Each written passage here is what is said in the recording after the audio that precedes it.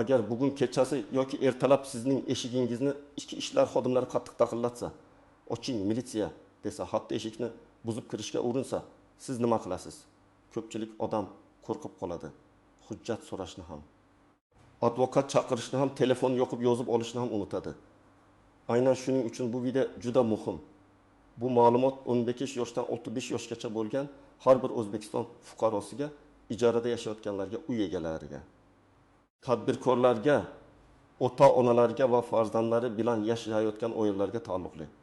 Men bugun sizga oddiy, tushunarli tilda tushuntiraman. Militsiya qachon uyga kirishi mumkin, qachon kirishi mumkin emas. Eshikni buzib kirsa nima qilish kerak? Qanday xatolarga yo'l qo'ymaslik kerak va o'zingizni qonuniy yo'l bilan qanday himoya qilasiz? Iltimos, hozirroq kanalga obuna bo'ling, like bosing. Chunki bunday bilim bir kun sizga yoki yaqinlaringizga juda kerak bo'lib qolishi mumkin. Avval odamlar ko'pincha shunday o'ylardi. Militsiya keldimi, demak kirishi mumkin, baslash bo'lmaydi. Bu juda xavfli fikr. Ichki ishlar xodimi davlat vakili, lekin u ham qondan yugur emas. Uy-joy daxlsizligi degan tushuncha bor.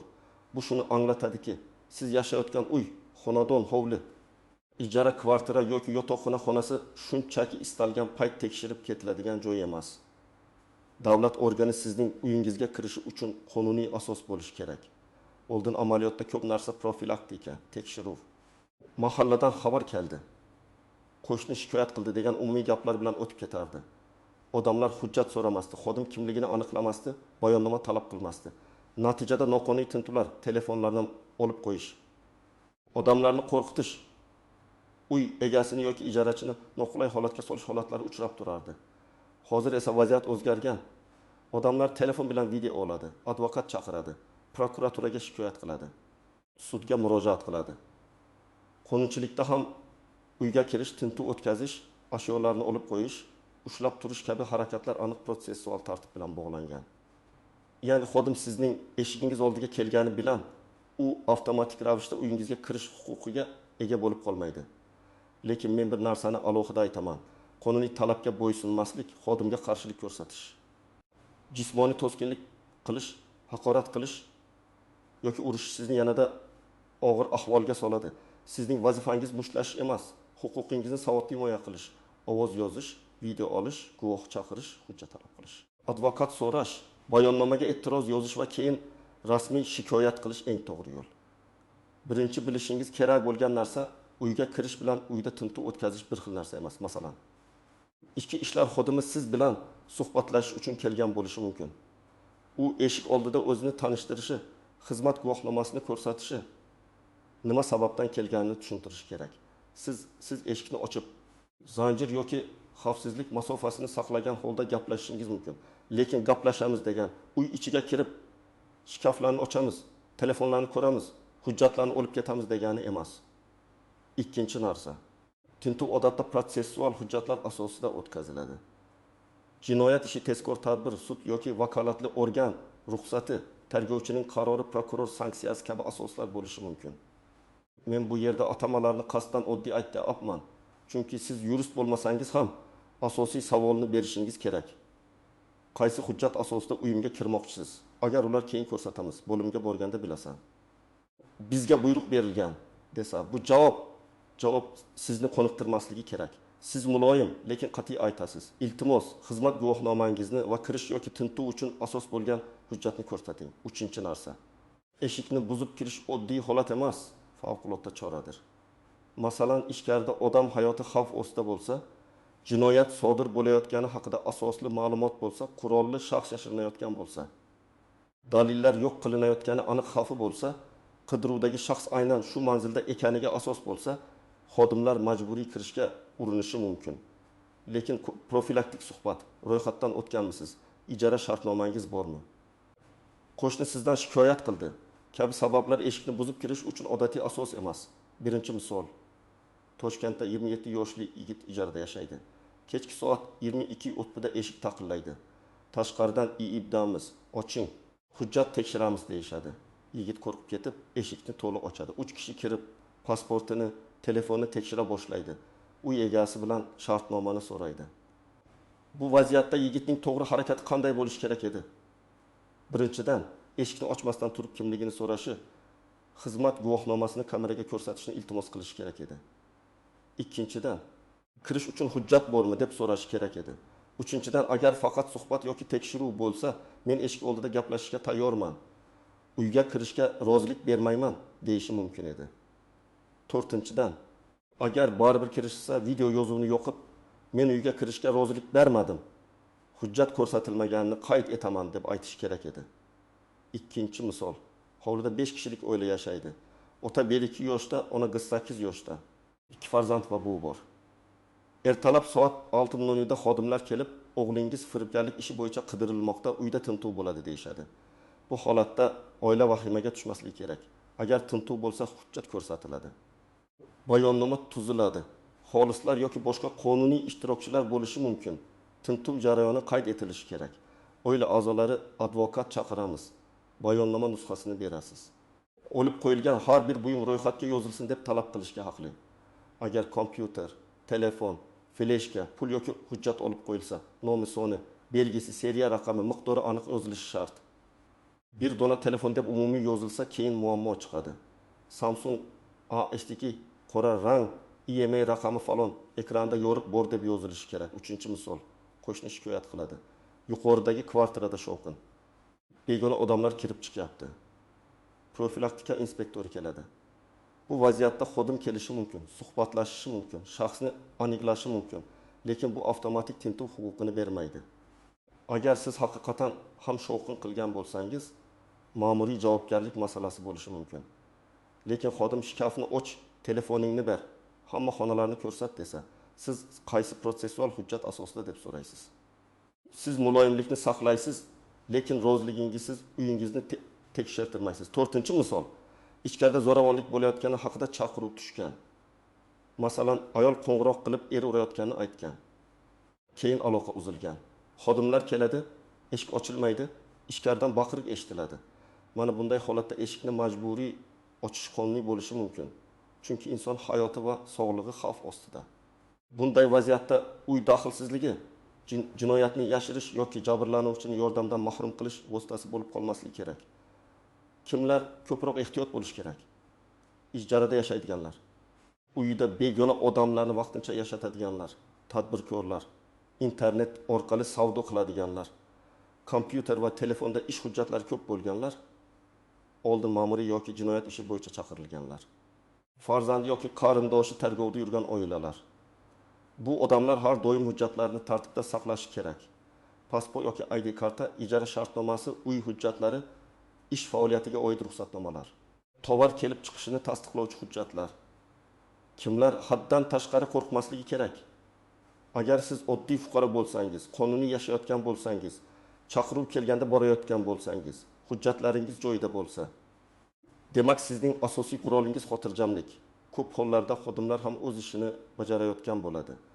Muammo odatda odam qo'rqib, o'zi bilmagan holda ortiqcha rozilik berganda boshlanadi.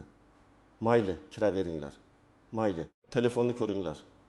Mayli, olib ketinglar degan so'zlar keyin sizga qarshi ishlashi mumkin.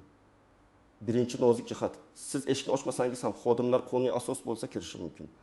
Ba'zi odamlar men ochmasam hech kim kira olmaydi deb o'ylaydi. Bu noto'g'ri. Agar sud yoki vakolatli organ ruxsati bilan tintuv bo'lsa, qidiruvdagi shaxsni ushlash bo'lsa, ichkarida jinoyat davom etayotgani haqida asosli holat bo'lsa, eshikni buzib kirishlari mumkin. Shuning uchun maqsad eshik o'rtida jang qilish emas, hujjatni ko'rish, jarayonni qayd etish, advokat chaqirish va keyin qonuniy baho talab qilish. Ikkinchi nozik jihat, rozilik masalasi. Agar xodim kirib gaplashsak bo'ladimi desa va siz kiringlar desangiz, keyin ular majburan kirdi deyish qiyinlashadi. Shuning uchun agar siz uyga kiritishni xohlamasangiz, aniq ayting.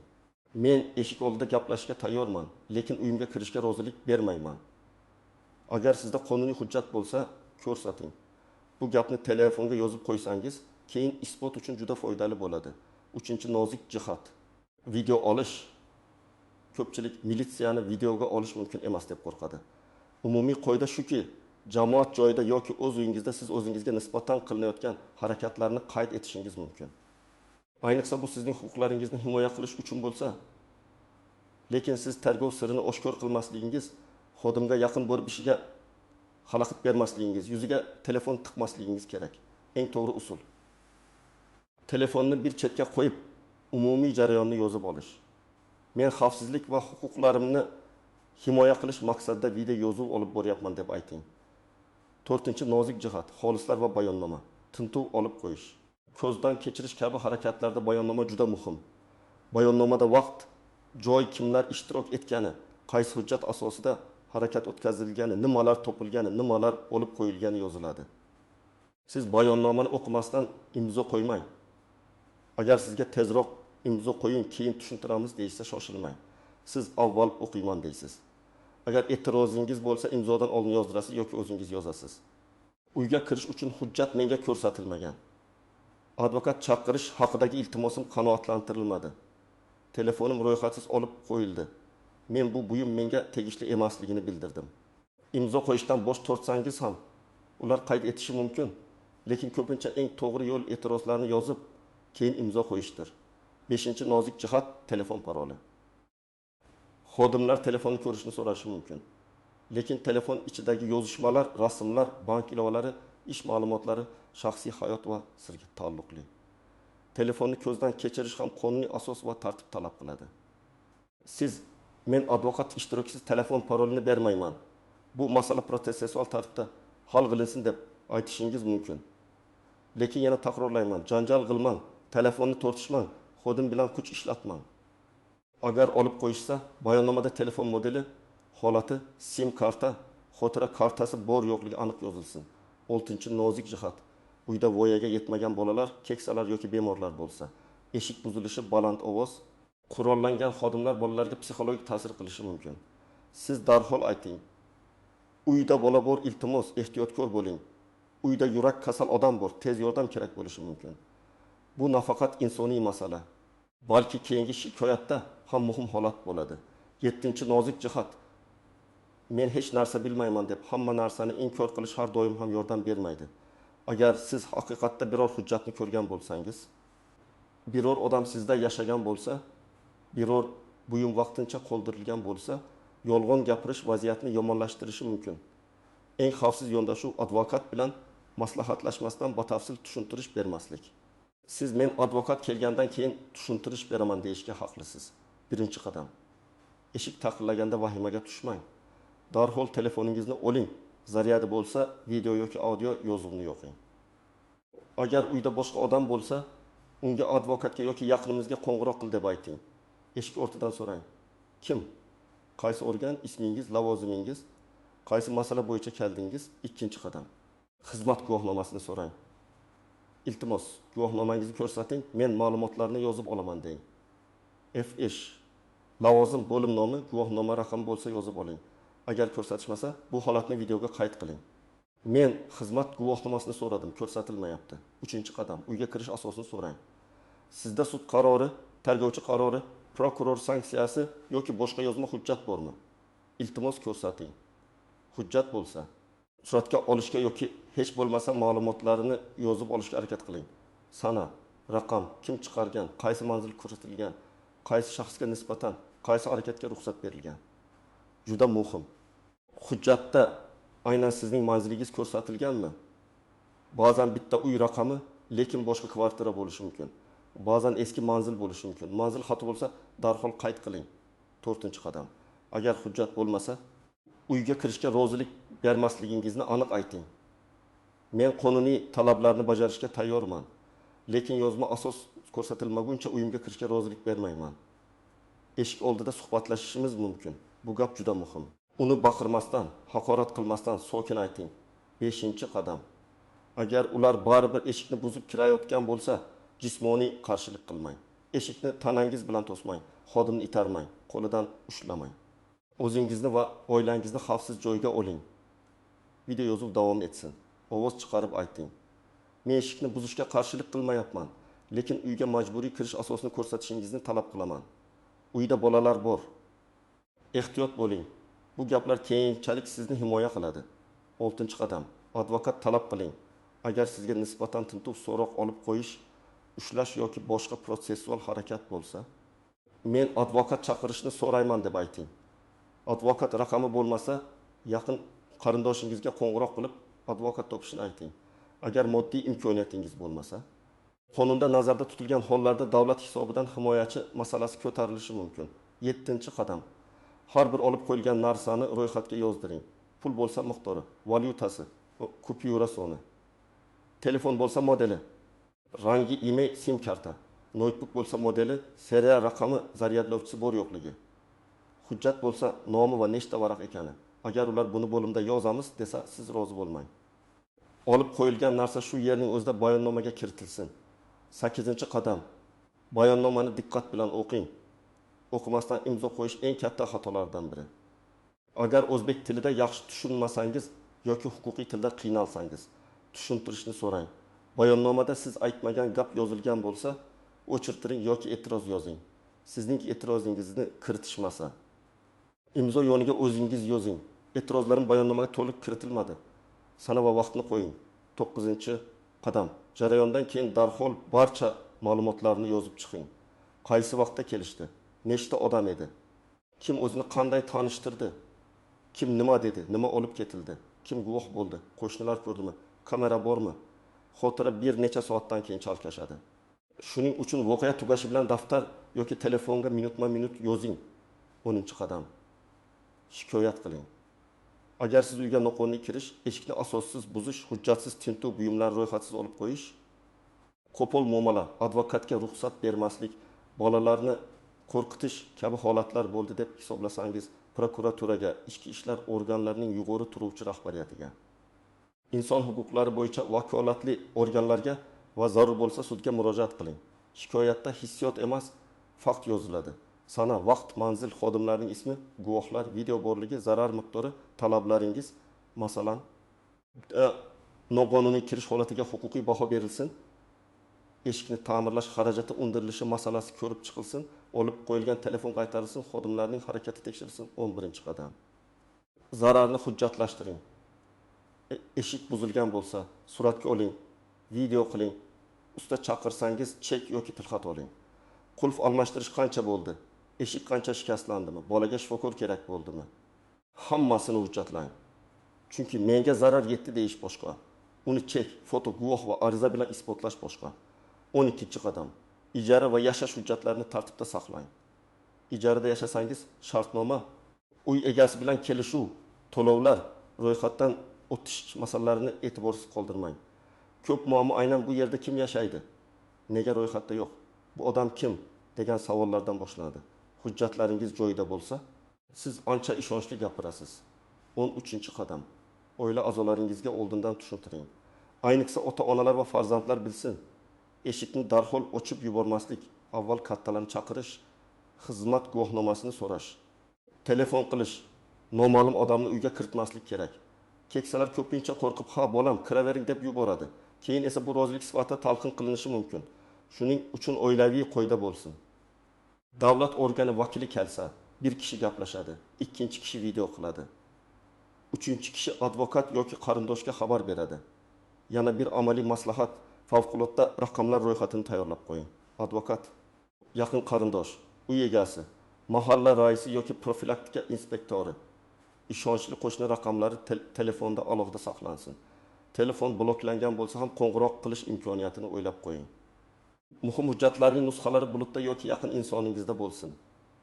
Chunki telefon olib qo'yilsa, siz kontaktlarsiz qolib ketishingiz mumkin. Men aytmoqchi bo'lgan asosiy fikr shuki, uy joyingiz daxlsiz. Lekin bu mutlaq devor emas. Ichki ishlar organlari qonuniy asos bo'lsa kirishi mumkin, lekin har bir harakat tartib bilan, hujjat bilan va bayonnoma bilan bo'lishi kerak. Sizning vazifangiz qo'rqib ketib, hamma narsaga rozi bo'lish emas. Janjal qilib vaziyatni og'irlashtirish ham emas. Sizning vazifangiz xotirjam turish, hujjat so'rash, video qayd qilish, advokat talab qilish, bayonnomani o'qish, e'tirozlaringizni yozish va zarur bo'lsa shikoyat qilish. Agar eshikni buzib kirishsa, qarshilik ko'rsatmang, lekin hammasini qayd eting. Agar buyum olib qo'yilsa, ro'yxatga yozdiring. Agar huquqingiz buzilgan bo'lsa, ertasi kun emas, imkon qadar tezroq rasmiy murojaat qiling. Sizningcha amalda odamlar eng ko'p qaysi xatoga yo'l qo'yadi? Eshikni ochib yuboradimi? Hujjat so'ramaydimi yoki bayonnomani o'qimasdan imzo qo'yadimi? Fikringizni kommentariyada yozing. Agar bu video foydali bo'lgan bo'lsa, like bosing, yaqinlaringizga yuboring va kanalga obuna bo'ling. Chunki o'z huquqini bilgan odamni qo'rqitish ham, aldash ham ancha qiyin bo'ladi.